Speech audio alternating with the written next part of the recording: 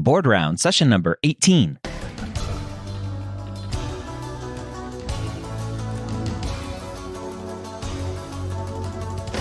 The moment you step foot on campus as a medical student, you are gearing up for one of the biggest tests you'll ever have to take.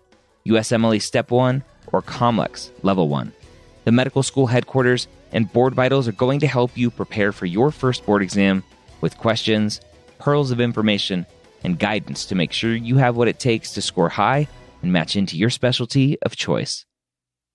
Welcome to Board Rounds. My name is Dr. Ryan Gray, and I am excited that you have taken the time to join us today. As always, I am joined by Dr. Karen Shackelford from Board Vitals to talk about USMLE and COMLEX preparation to help you on your journey to getting the score you need to get the specialty of your choice. If you haven't yet checked out Board Vitals, go to boardvitals.com. You can use the promo code BOARDROUNDS to save 15%. Board Vitals has a huge database, a huge question bank to help you get the practice that you need to get the score that you need. Again, boardvitals.com. Use the promo code BOARDROUNDS. That's all capital letters, all one word, to save 15% off of your QBank purchase. Let's go and jump in and hear today's question. Karen, back with some more board rounds. How are you doing today? I'm doing fine. How about you? I am doing well. Thank you. What do we have in store for us today? Well, we have an older patient, not elderly, but older patient who comes in with a painful rash. Ooh, so okay. We have a 64-year-old female who presents complaining of a severe painful rash that is localized to the left side of her upper back and neck. She notes that the area of the rash feels hot and burning and extremely painful. She is otherwise healthy with no significant past medical history. On exam, her vital signs are within normal limits, and her exam is significant primarily because she has a large red vesicular rash running along her left shoulder in confluent patches, and it also runs into the left side of her neck. She remarks that the lesions were smaller a few days ago, and they quickly started to bubble over into larger bulla. The physician performed a Tzanck smear to confirm her suspicions, and she found the test to be positive for multinucleated giant cells. The causative agent will have which of the following characteristics? Are you ready? Let's go. Okay. First option, A, is gram-positive, catalase positive, beta hemolytic, and arranged in clusters. The second option is branching pseudohyphae with budding yeast cells. The third option is enveloped virus with double-stranded DNA. And the fourth option is enveloped virus with positive strand RNA virus.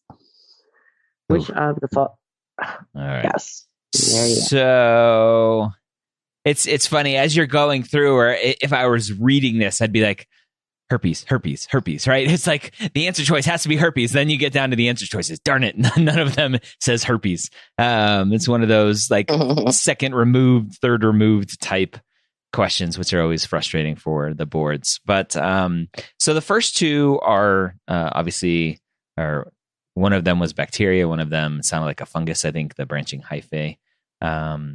So I'm left with C or D, both DNA and RNA. And it would have to be an educated guess as to which one, because I don't remember specifically, but I if I would have an educated guess, it would be C, the double-stranded DNA. And you would, as usual, guess right. So you're really good at this. Yeah, it is obviously, as you said, it's varicella is ostrovirus, which was the first thing that came to my mind. Shingles, the Tzanck smear is positive. Positive is a bad word.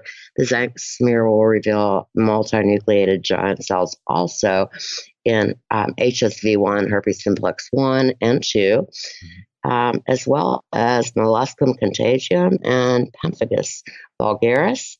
And so, some other findings that you would probably see on the Tzanck smear would include acantholytic cells and keratinocyte ballooning.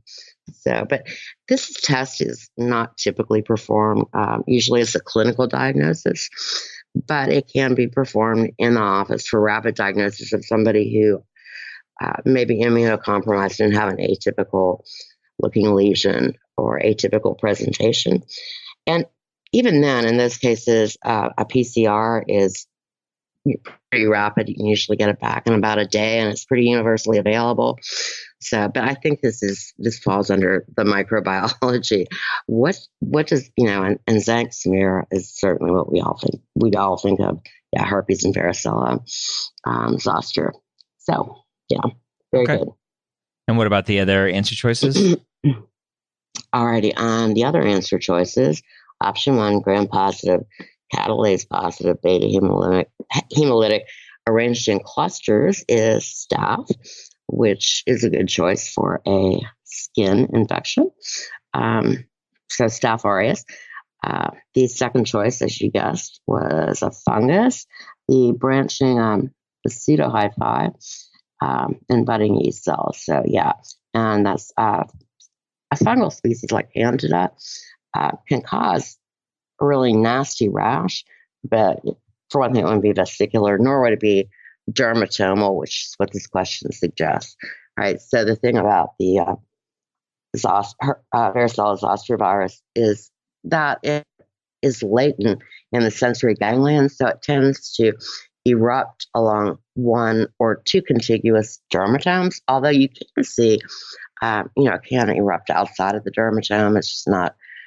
It's not going to be a big eruption. You might have one or two vesicles scattered somewhere else from reactivation of those viral particles. Anyway, the last answer, which was your second favorite option, I guess, an enveloped a positive strand RNA virus, is rubella. And rubella, well, this is what the author was thinking of, causes a rash, obviously. And it usually tested for by an ELISA test for IgM antibodies. If the test is needed, not the Tzanck smear. So that's that. Those are your options. Good job, though. All right. Any other interesting information about the herpes virus that may be good for the boards? Yes, I think that this is a common test question for all shelf exams and board exams.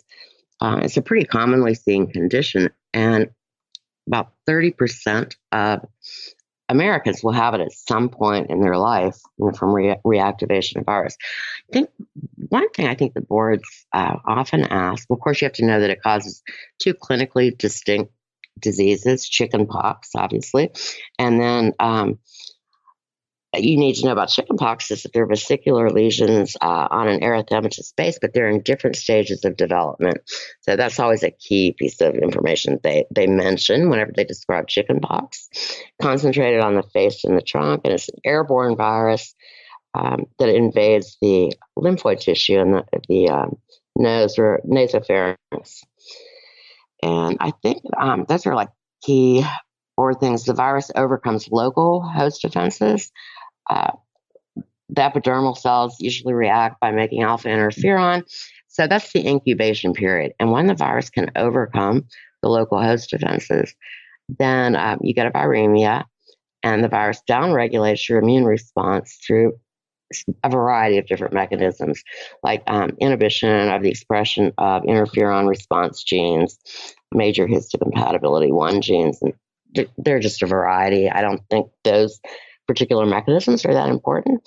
But then when the virus remains latent for years in the sensory ganglia, latent for years in most cases, and you're more at risk at reactivation as you get older because you have a diminished T cell response.